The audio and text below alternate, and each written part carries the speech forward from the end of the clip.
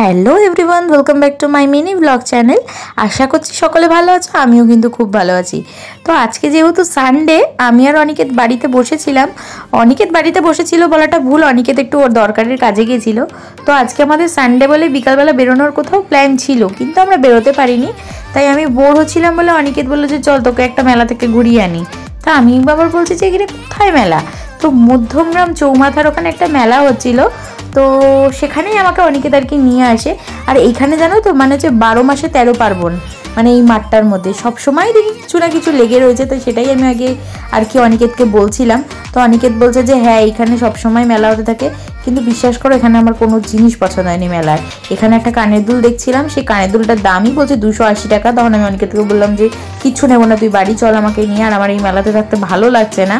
আর অনিকেতকে বললাম যে কিছু খাবি মেলা থেকে, ও বলছে যে না মেলার জিনিস কিছু খাবো না, চল আমরা দুজন মিলে একটু রোল খেয়ে আসি। তো আমার খুব অনেক দিন ধরেই রোল খেতে ইচ্ছা করছিল, অনিকেতকে বলছিলাম। তো অনিকেত বলছিল যে আজ যাবো কাল যাবো করে, আর আমাদের দুজনের মধ্যেই যাওয়া হচ্ছিল না।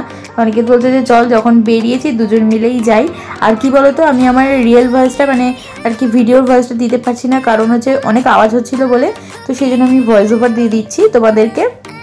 তো আমি আমার ফেভারিট দোকানে চলে এসেছি রোল খাবো বলে। তো রোল তো খাবো, কিন্তু আমাকে দাঁড়িয়ে থাকতে হয়েছিল অনেকক্ষণ, কারণ অনেক ভিড় ছিল। তাই আমাকে কুপন দিয়ে দাঁড় করিয়ে দিয়েছিল। তো তারপরে আমি আমার রোলটা পেলাম। অনিকেত বলছে যে কেমন লাগছে রোলটা খেতে বল। সো আমি বলছিলাম যে আমি তো এর আগে অনেকবার খেয়েছি এই দোকানে, আবার আমার কেমন লাগতে পারে। তারপরে আমরা খেয়ে দেওয়ার কোথাও যাইনি, আমরা বাড়ি চলে এসেছিলাম।